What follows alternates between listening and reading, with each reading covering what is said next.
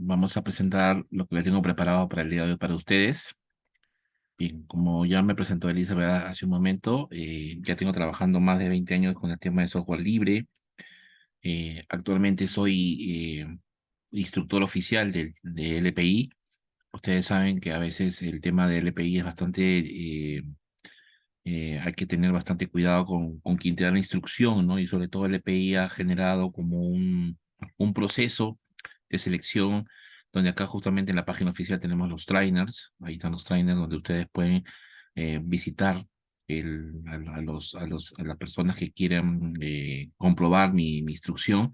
También tengo certificaciones de LPIC 1 y LPIC 2, que es a nivel administrador y a nivel ingeniero. También soy embajador de Fedora en el Perú, tengo diplomado en seguridad y hacking.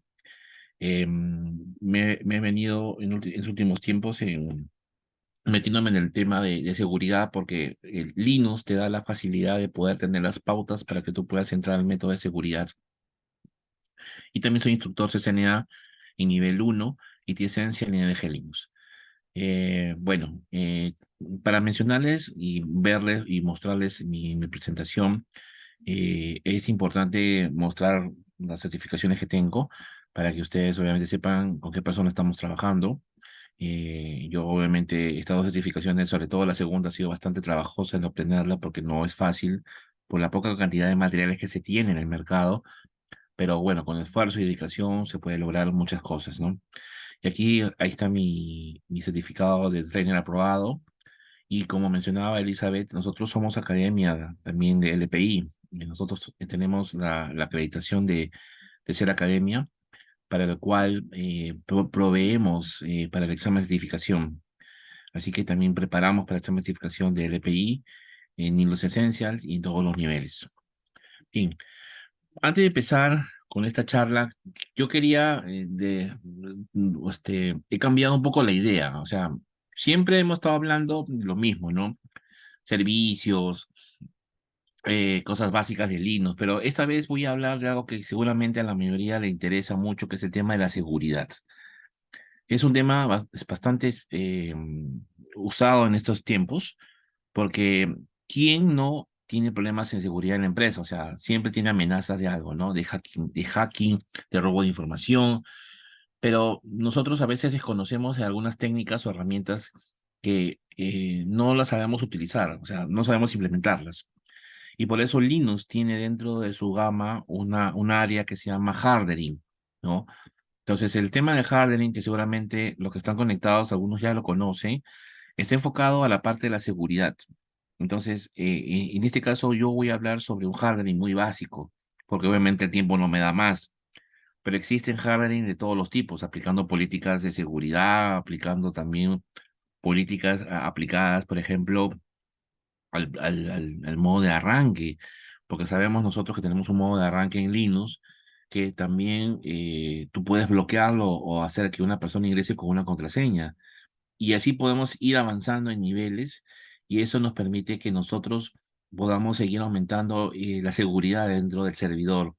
Obviamente que le podemos colocar un firewall, muy aparte que le podemos colocar herramientas adicionales, pero ¿por qué no proteger primero lo que tú usas siempre, ¿no? Que es el servidor? ¿Por qué no proteger primero las cosas más sencillas y más básicas? Entonces, hoy día justamente voy a hacer una pequeña demostración de algunos unos ejemplos en máquinas virtual sobre el tema. Antes de empezar, quería yo hacer una aclaración muy importante sobre esto.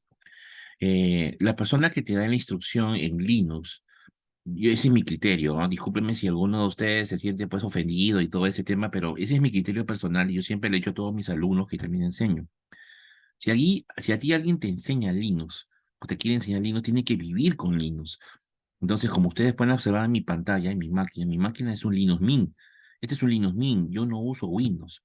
Yo más de 20 años he trabajado con Fedora, con Ubuntu, con Debian, con Linux Mint, con CentOS.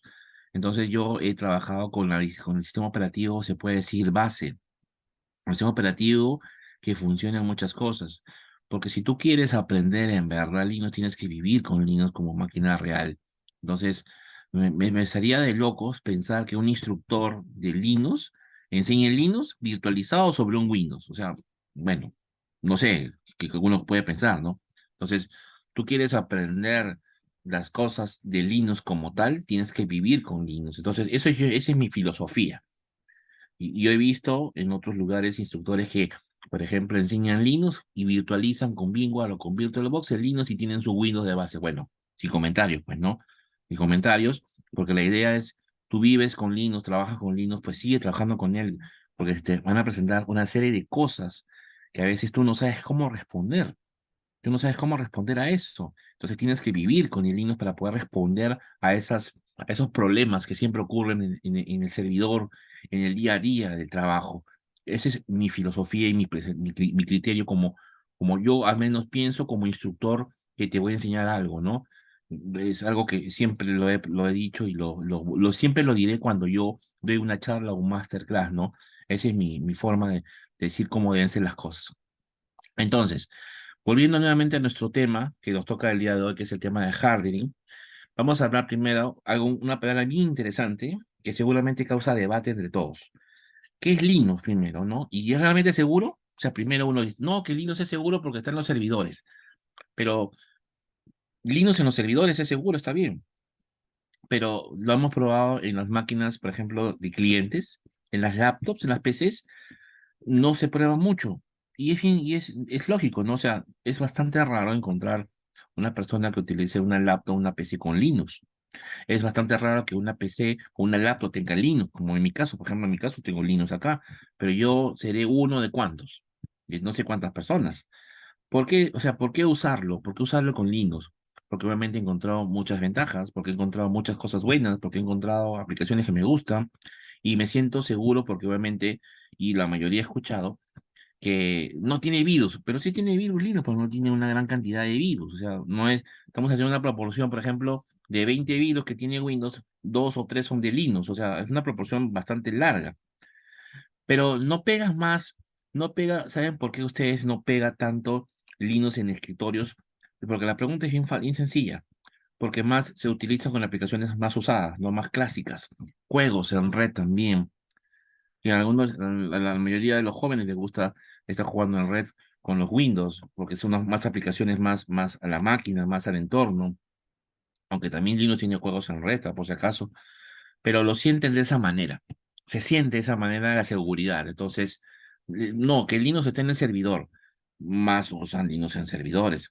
Entonces, acá la pregunta ¿es realmente seguro? Entonces, los partidarios tradicionales de Linux creen que ofrece un método mucho más fácil de control de hardware debido a la existencia del intérprete de orden. Estamos hablando del shell, del entorno de comandos, donde uno coloca el comando, le da un enter y ejecuta para poderlo trabajar. Para aquellos que quieren ver, ahí está, este es mi shell, ¿no? Este es mi shell, por ejemplo, de mi Linux, ¿no? Mi bash shell, sí, mi bash shell. Entonces, este vendría a ser lo que dice acá, ¿no? El intérprete de las órdenes. Porque esta pantallita negra que se llama bash, cuando tú le das un enter a un comando, te devuelve una respuesta. Entonces, la interacción del hardware contra el usuario es esta pantalla, justamente el shell. Entonces, eso es lo que lo hace supuestamente más seguro, ¿no? El entorno shell, ¿no? El no usar tanto GUI, ¿no? Sin embargo, versiones modernas de Linux tienen interfaces de usuarios mucho más avanzadas. Claro, son entornos gráficos de usuario. Estamos hablando del usuario final. ¿Qué le gustará usar? Escuchar su música, ver sus videos. Entonces tiene que obviamente instalar programas que le guste para sentirse cómodo.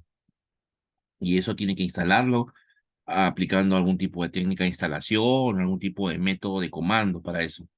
Entonces, eso lo hace seguro, ¿no? La interfaz, el trabajo diario, la consola gráfica, todo eso genera como una confianza del usuario hacia la persona. Por eso mayormente los servidores están en modo consola, ¿no? No usan modo gráfico.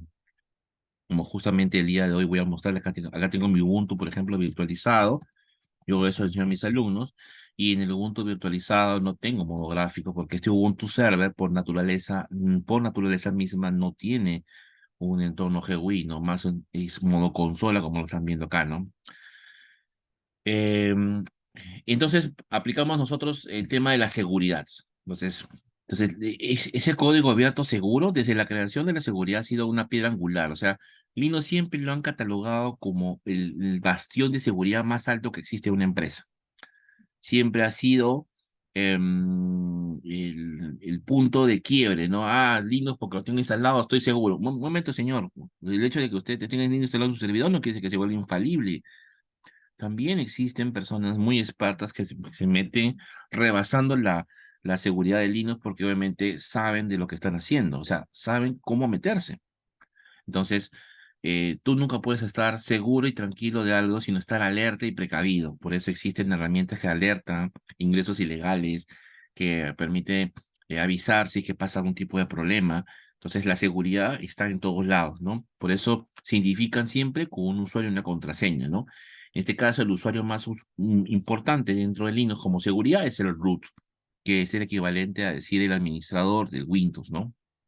Entonces, el usuario con menos privilegios no tiene que acceder a algo que sea mayor y el root le comienza a delimitar los accesos. Para eso es importante que se genere como a ver, una reunión o se genere como un tipo de decidir las prioridades que tendrán los usuarios para acceder a ciertos lugares. Bloqueo de archivos, bloqueo de carpetas, tal cosa. O sea, ¿quién tiene acceso a tal? Un área no puede ingresar a otra área sin hacer lo que le da la gana. Entonces hay que bloquear los accesos respectivos. Entonces ahí dicen, el código abierto tiene una gran variedad de entornos, tiene muchos sistemas operativos para que tú puedas elegir el que más te guste y lo puedas trabajar en la empresa. Tiene arquitecturas muy complejas, entornos bastante difíciles. Por ejemplo, a los que les gusta bastante Linux ya un poquito más avanzados, utilizan lo que se llama el Gentoo o el Arch Linux, ¿no? Como distribuciones de niveles avanzados. Pues los usuarios que recién están empezando a trabajar con el Linux, pues utilizan el Ubuntu, el Zorin, el Fedora como entornos gráficos más fáciles de trabajar, ¿no? Y obviamente esta arquitectura complicada de Linux, como si, lo que estamos diciendo ahí, ¿no? Hace que también el malware o el atacante que quiere meter algo ahí le complique las cosas de reconocer algo, ¿no? Es por eso a veces es importante que el Linux le cambie a veces los nombres a los dispositivos físicos, ¿no? Y le cambia también las rutas de acceso, ¿no? Por ejemplo, a los que conocen Linux, la carpeta slash device o dev es la carpeta donde está la parte del hardware. Y obviamente después de la slash del device, ahí viene el nombre del dispositivo físico. Entonces, para un malware, dice, no, unidad C, unidad D, unidad E, unidad F, y se mete rápido, o detecta la ruta. Pero un slash device más un nombre que tú no conoces, le dificulta a la persona meterse. Pero como le digo, esto no es infalible. Hay personas que están preparadas, muy calificadas y lo hacen. Por eso nosotros tenemos que tener mucho cuidado con lo que estamos trabajando y no hay que confiarnos en esto, dentro de eso, ¿no? Linux tiene muchas herramientas para poder facilitar la seguridad interna. Una de estas herramientas se llama el C-Linux, que durante mucho tiempo lo ha usado y lo usa todavía los derivados de Red Hat, los CentOS. Esta herramienta de seguridad se instala en el sistema operativo Linux para que pueda ofrecer las seguridades necesarias. Estamos hablando nosotros de una de las tantas herramientas, ¿ah? Que hay que instalarla y prepararla. Mayormente este tema lo ve la parte de Red Hat, porque lo implementa mucho. Acá hay que configurar también políticas de seguridad. Seguramente algunos de ustedes han escuchado hablar de los comandos csetball y otras variantes más. El C-Linux lo aplica porque esta es la seguridad adicional. Sabemos que los Linux tienen su IP tables, su IP chains, estamos hablando de modos antiguos, pero también se le agrega algo más de seguridad. O sea, aparte de la seguridad que ofrece el firewall internamente como IP tables, como nombre de servicio de seguridad, también hay una herramienta más, que es el C-Linux que lo han creado y permite pues seguir restringiendo los accesos hacia ciertos lugares. Entonces ya no es tan fácil meterte a un lugar, sino ya hay más bloqueo y más protección y más seguridad al respecto. Y esta es una pregunta muy interesante que la mayoría lo hace, ¿no? ¿Hacer código abierto es Linux más seguro? Yo pienso que sí, es mi opinión, ¿ah? Es una forma personal. ¿Sabes por qué es más seguro? Porque esto está dando vueltas en todo el mundo. Todos apoyamos y todos nos colaboramos. Todos aquí, de alguna u otra manera, contribuimos con un granito de arena a la mejora del software libre. Entonces, si un programa sale y es bueno, entonces, y deja su código libre o su código abierto libre para que otro lo utilice y lo mejore, el programa se va volviendo más vulnerable, más fuerte y no tan vulnerable a los ataques.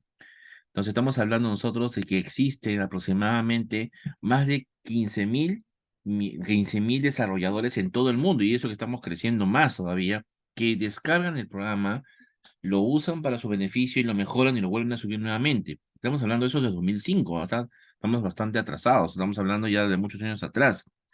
Entonces ahora debe estar hasta el cuádruple, el quíntuple, porque existen muchos foros de comunicación, muchos foros que permiten hacer la actualización, donde te ayudan a poder mejorar el software libre como tal, ¿no? Dentro de eso. Entonces, hay bastante contribución, bastante apoyo dentro de eso para que el Linux siga creciendo como tal y evitando los problemas de seguridad. Acá tenemos algunos de los software libres más usados y sistemas operativos utilizados. Creo que aquí la mayoría conoce solamente uno o dos, me imagino. Seguramente ya la mayoría ha visto el que más conocen, que es el Kali Linux, que es la herramienta por defecto de Linux, donde tiene una amplia gama de software, de herramientas de trabajo, pero también existen otras herramientas que capaz te puede gustar, ¿no? Por ejemplo, está el Santoro, está el Wi-Fi Lux, que también es muy bueno, que lo he utilizado, el Parro 5.0, el Backbox, el Kane. Por ejemplo, el Kane se utiliza bastante para lo que es análisis forense, el Samurai WTF, tenemos el DEF, el Computer Forensic Life System, y la IOSPAN es OS, y puedo seguir mencionando y mencionando nombres y nombres, no solamente de programas ya completos o formados, sino también hay comandos que ayudan a mejorar la seguridad, porque estos son sistemas operativos o programas que cuando tú los instalas generas una seguridad adicional. Entonces, y como le digo, acá el más conocido, el más usado es el Kali, pues, ¿no? Que seguramente los que han llevado cursos de seguridad lo utilizan para poder trabajar con fuerza bruta, con diccionario de datos, usan, por ejemplo, el Bursuit para poder hacer escaneos de proxies con páginas web, o utilizan, por ejemplo, el Nmap, o utilizan el OpenBus, o utilizan herramientas también para sacar reportes de diferentes tipos, John Reaper, para poder trabajar con él, el AirMog, NG, bueno, y X herramientas que tiene también el Kali para poder hacer muchas cosas como ethical hacking de Wi-Fi, de seguridades de páginas web y de servidores como tal, ¿no? También para poder crear programación de ataque, ¿no? Entonces, acá hay una amplia gama que Linux te ofrece para que tú lo puedas implementar y lo puedas utilizar, ¿no? En nuestro caso, que vamos a hacer el día de hoy, vamos a hacer una pequeña clase, tema, algunos comandos básicos para seguridad. Obviamente que esta parte básica, estamos hablando de un who, el as, el charge, el w, el lst, atr y el char. Vamos a centrarnos justamente en los dos últimos y el charge, que voy a hacer justamente el día de hoy una pequeña demostración con la máquina virtual, ¿no?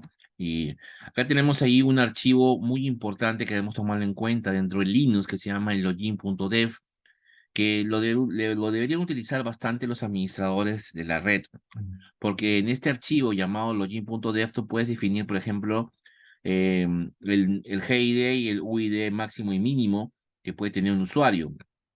Cuando hablamos nosotros de UID y GID, estamos hablando del código de usuario y el código de grupo. Podemos nosotros definir qué número máximo y mínimo puede tener el código de un usuario, porque el código por defecto del root es el cero, pero también creas otros usuarios que tienen cierto tipo de privilegios, y este archivo te permite justamente crearlos. También te permite hacer algo más interesante, por ejemplo, para de contraseñas, el día número de validez, el mínimo, el máximo, el método encriptado, el lugar de la carpeta, porque también puedes hacer que se loguee sin acceso a su home, cuánto tiempo de espera para login, la cantidad de intentos. O sea, tú puedes, aunque no lo puedas creer, este es un tema muy extenso. Y solamente vamos a ver una pequeña parte de lo que podemos ofrecer. Tenemos bastantes cosas por hacer. Obviamente que esto es un curso, obviamente es un curso completo de hardening en diferentes niveles, porque como le digo, hay muchos niveles para poder abordar y se le instalan algunas herramientas para poderse apoyar y para poder trabajar con él, ¿no? Entonces, este es un archivo, le quería mencionarles para que ustedes lo revisen, los que manejan Linux, y den una mirada y lo pueden aplicar para que lo hagan ya más al futuro. Bueno, vamos a pasar entonces a la parte explicativa, a la parte de la explicación. En este caso vamos a utilizar nosotros tres tipos de comandos básicos. Vamos a usar el chaje, vamos a utilizar el lsatr y vamos a implementar también el cha tr. Bien, para esto yo voy a utilizar en mi caso un Ubuntu Server. Pueden utilizar en este caso cualquier tipo de distribución, porque estos comandos funcionan en cualquier tipo de distribución, ya sea un CentOS, ya sea un Fedora, ya sea un Ubuntu Desktop, cualquier tipo de distribución. La idea es visualizar y mostrarles a ustedes algunos tips básicos de seguridad y acá vamos a utilizar estos para poder terminar con el tema que nos toca el día de hoy. Bien, vamos a empezar entonces rápidamente con la demostración, porque obviamente que me gusta siempre hacer demostraciones prácticas, no muy teóricas. De verdad que la teoría a veces no llena los ojos, entonces mejor me gusta hacer más la parte práctica. Mire, como ven ustedes acá en mi Linux, tengo mi K que es como mi lupa, y yo estoy feliz porque yo puedo mostrarles todo pues en Zoom, ¿no? Para que ustedes puedan ver mejor todo. Empezamos entonces con algunas cosas principales. Por ejemplo, debemos nosotros de saber como administradores en Linux dónde están guardados los archivos y los grupos del sistema operativo. Entonces, tú acá lo que tienes que hacer es saber primero la ruta. Entonces, donde está la información registrada, está la información registrada de los usuarios, es en la carpeta llamada, el archivo llamado pagwd, y te va a mostrar la lista de los usuarios. O sea, lo primero que tienes que hacer es detectar la cantidad de usuarios que tiene. Entonces acá tú aplicas filtros, obviamente que lo que voy a hacer es tema de lo que yo enseño en el curso. Así que los que saben el tema de Linux, bacán. Y ojo que a aquellas personas que no saben Linux en el curso se les enseña desde cero, ¿ah? No piense que yo voy a entrar de frente con un comando difícil y tú no vas a aprender. Enseñamos Linux desde la instalación y vamos avanzando, avanzando, avanzando hasta llegar a buenos niveles. Así que no se preocupen por eso. Yo de frente voy a hacer algunos comandos que seguramente algunos ya los conocen, pero esos comandos los enseño en el curso. Así que también es parte de la instrucción que aprendan esto. Por ejemplo, ¿cuántos comandos quiero saber? ¿Cuántos usuarios cuántos hay acá? Entonces, lo que yo voy a hacer acá es averiguar los usuarios. En total tengo acá 41 comandos. Bueno, perdón, usuarios, perdón. Y estos usuarios que están acá registrados, que son 41, me permite poder saber cuántos accesos o cuánto tipo de conexión lo puedo hacer. O sea, saber la cantidad de usuarios. Es muy importante también para tener un control. Por ejemplo, yo voy a crear un usuario acá con el Ubuntu. Por ejemplo, acá tenemos el add user. Voy a poner acá el nombre. Vamos a poner, por ejemplo, TechSoup. Ya, lo he creado, creo una carpeta TechSoup, le pongo la contraseña, de nuevo le pongo la clave nuevamente, que no aparece por medida de seguridad, datos adicionales y listo. Y tú quisieras ver, por ejemplo, de TechSoup, ese usuario que acabas de crear, cuál es el tiempo de caducidad, por ejemplo. ¿Cuándo crees que caduca? Ya, le pongo el chaje, -L, y le pongo el nombre TechSoup. Y lo que hace aquí es botarte, miren, la cantidad, el dato general del usuario. Mire, por ejemplo, acá dice el último cambio del usuario ha sido ahora, pues que hemos creado. El password nunca va a expirar, el password siempre está activo y la cuenta nunca expira. O sea, en pocas palabras, el usuario acá es inmortal, vamos a decirlo así, ¿no? Nunca va a morir. Entonces, ¿cómo hacer para que este usuario, por ejemplo, venza su cuenta a final de año? Ponte que ya dejó de trabajar y ya quiero que su cuenta quede deshabilitada. Entonces, el chaje es un comando que permite jugar con esas opciones de validez de acceso del usuario, o sea, hasta las fechas, cómo puedes trabajarla. Y lo jugarías así, ¿no? Pones chaje, -C, que es el término de expirar, viene la parte de expirar, y acá es donde dice never, el tercer never, lo que va a hacer es cambiar la fecha. Por ejemplo, quiero que el usuario, su cuenta muera este año, el último día del año. Entonces, su sintaxis es año, mes y día. 2024, 2024, vamos a ponerle acá 12 del 31. Listo, se acabó. Acá un momento. Chaje, no sé. A ver, acá vamos a ponerle la opción. Ya, 2024. Acá, chaje -C, 2024. ¿Dónde le ponemos? Vamos a poner acá 12, le ponemos 31. Acá vamos a ver si lo dejamos, o no me deja cambiarlo, vamos a ver si lo podemos cambiar acá. A ver, ¿cómo es la sintaxis aquí? A veces cuando uno no se acuerda de algunas cosas, es con rayita. Año, mes y día, es con rayita. Es con rayita, con rayita, con rayita, con rayita, con rayita, con rayita. Con rayitas. Año, y después le ponemos mes y le ponemos día. A ver, vamos a ver. Ah, me faltó algo más. Me faltó algo más. ¿Y a quién le aplico? Plop, ¿a quién le aplico? Al usuario, pues. Ahora sí, ¿a quién le aplico? Entonces ahora ya le puse el cambio y vamos a ver ahora su dato final. Vamos a ver su dato final. Y acá vemos a Texu, que es el usuario que yo le he cambiado.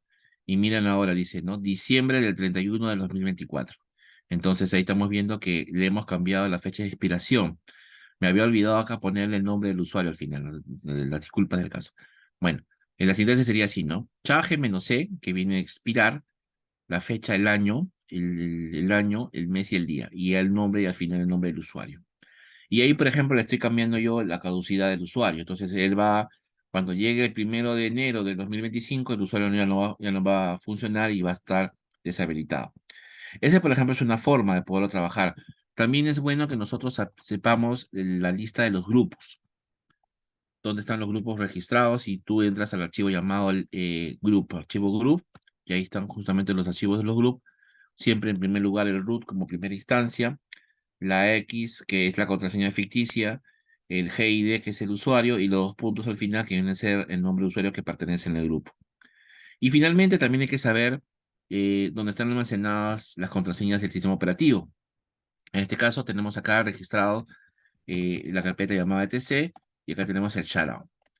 El shutdown es el archivo en el cual tiene almacenadas las contraseñas del sistema operativo. Si yo pongo acá un shutdown, le doy un enter y me salen las contraseñas todas encriptadas. Aquí, por ejemplo, ustedes ven la clave del root que he ingresado, que aparece desde el dólar y termina hasta el otro lado, encriptado hasta este 1 que está aquí. Todo esto de acá es la clave que yo le he puesto encriptada. Tengo entendido que la contraseña de la clave del usuario está en hash, en algoritmo hash. Entonces hace una transformación de información que se registra en el servidor. Es importante, como le decía, reconocer el lugar donde están almacenadas las contraseñas del sistema operativo. Bueno, y vamos ahora a hacer lo que hemos quedado nosotros, que es el comando, el ls attr y el comando cha attr. ¿Para qué sirven y cómo funcionan? Bien, empezamos entonces con la ejecución. Primero acá vamos a crear archivos. Con el comando touch voy a crear acá el archivo llamado texu1. Miren lo que voy a hacer, texu1. Damos un enter. Voy a crear acá un segundo archivo, texu2. Y un tercer archivo, texu3. Ya está. Bien. Lo que voy a hacer acá es visualizar qué tipo de permiso especial se le puede aplicar a estos archivos. O sea, qué atributos especiales están registrados con el archivo. Y voy a usar el comando llamado lsattr. Entonces le doy un enter aquí y te sale la lista de todos los archivos que hemos creado, de lo que tengo guardado acá. Como tú puedes apreciar, aparece el nombre llamado Texu1, Texu2, ¿no? Y aparece también aquí la cantidad de archivos de trabajo y Texu3. Por defecto, como ves, se le crea una serie de parámetros por defecto, que es la letra E. Estas líneas que tú apareces en la parte del costado son los parámetros que se van a ir cambiando, van jugando, que se le vaya añadiendo el archivo dependiendo del permiso que le quieres dar, ¿no?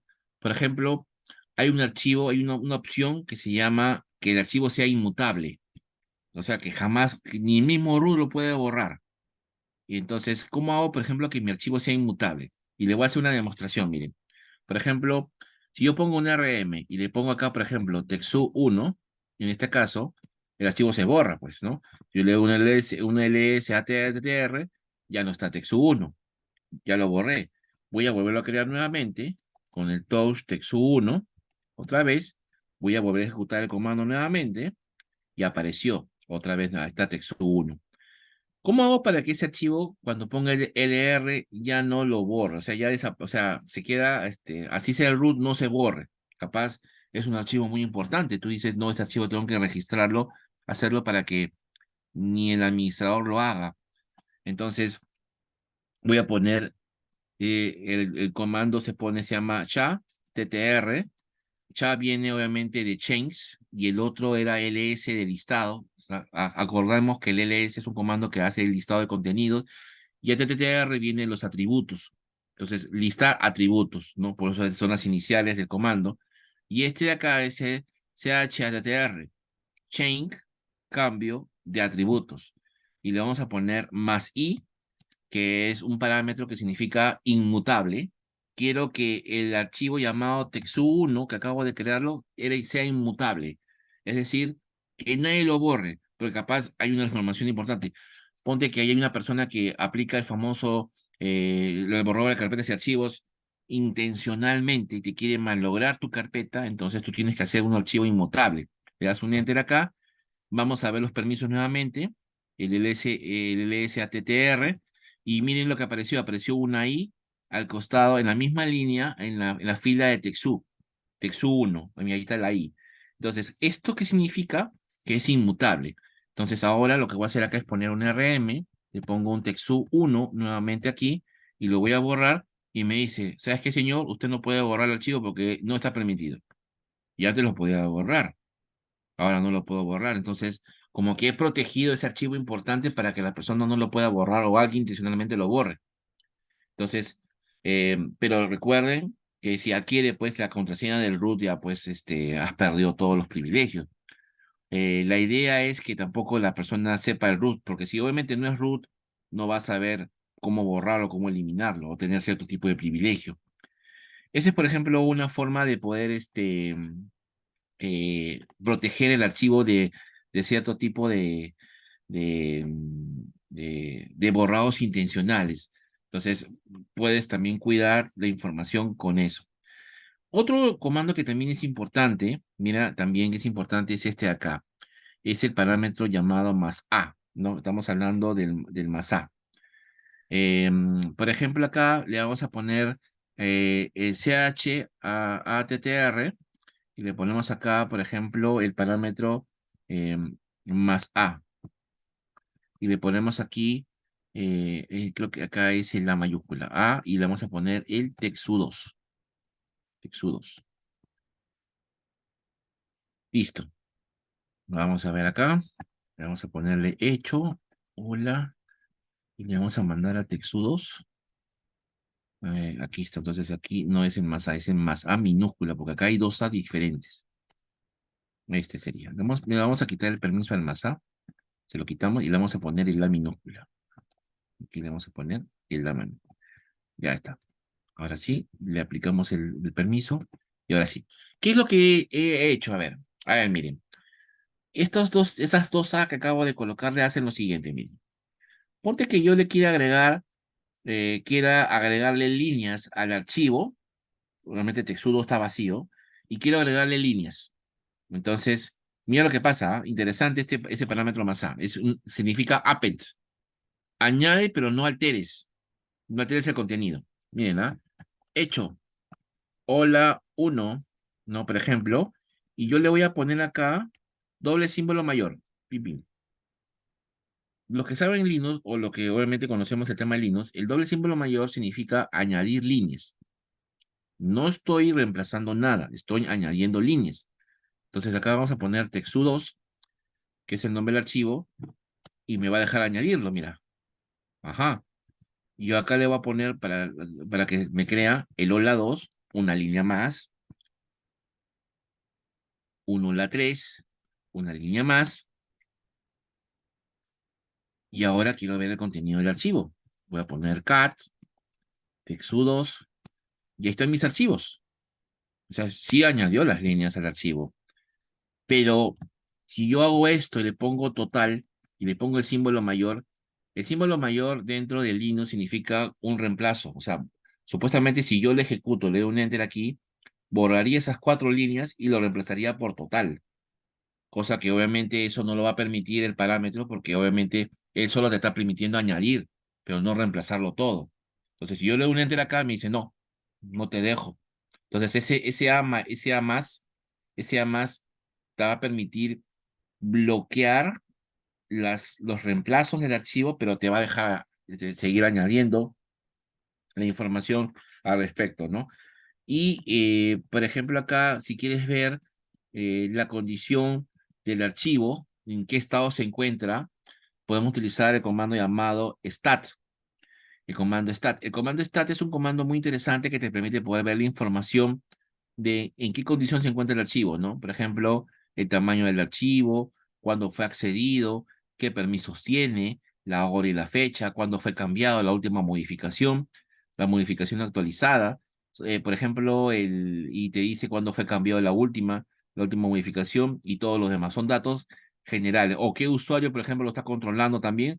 Te está diciendo que el nombre del usuario dueño es el root, el nombre del usuario que lo creó es el root, y te salen los permisos y una serie de datos adicionales. Entonces, ese comando también ayuda a poder también visualizar la información del archivo como tal y en sí como para poderlo proteger. Bueno, hablaría de más temas, pero obviamente el tiempo nos gana. Eh, Esto al menos son algunos de los archivos bastante básicos. Uno último más para que ustedes sepan, ya para terminar, es este de acá. Quiero que lo vean mejor. Lo voy a poner acá en mi Zoom. Es este comando que está aquí, ya sería el último, que es el comando llamado W. Por ejemplo, el comando W, eh, por ejemplo, te muestra qué persona está conectada a tu máquina en forma remota. A veces nosotros no nos damos cuenta de que alguien está usando tus recursos y este y lo está implementando los recursos ahí, lo está utilizando y tú no sabes si está usando los recursos. Entonces, el comando W te está mostrando la lista de aquellos usuarios que están logueados a tu máquina y te están diciendo pues cuántos son desde CPU, a qué momento se han logueado y todo eso, y por qué medio también se ha conectado. Acá te sale el front, que vendría a ser el IP de la conexión. Es importante como administradores de red saber por dónde alguien está atacándote o está conectándose en forma ilegal, y te va a mostrar realmente este comando para que tú sepas y tomar decisiones, ¿no? Por ejemplo, ahí tendrías que votarlo, matando el proceso con un kill y eliminarlo de la lista respectivamente, ¿no? Bien, con esto creo que doy por finalizado toda la parte básica de este hardening. Hay cosas más todavía para poder aprender, pero yo creo que eso será en otra oportunidad, ¿no?